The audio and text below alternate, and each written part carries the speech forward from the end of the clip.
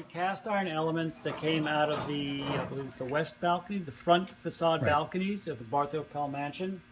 These were set in wrought iron framework, which had pretty badly deteriorated, bent, rotted. So these have been cut out and sandblasted. So all the black paint and other paints that were on them over the years now gone. What you see is the original cast iron surface.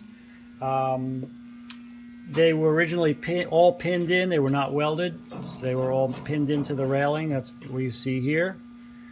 Remarkably, most, in fact, looks like almost all the pins are still intact.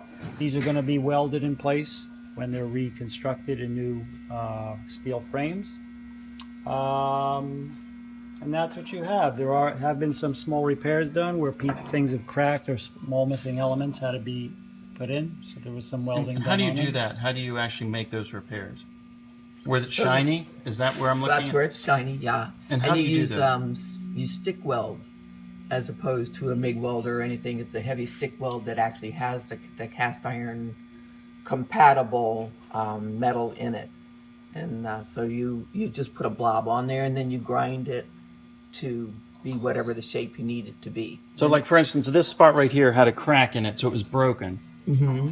And then you put the stuff in between it as a blob, kind of glue it together, and then you will reshape it. Then he reshapes it. Sort of carving it. Mm-hmm.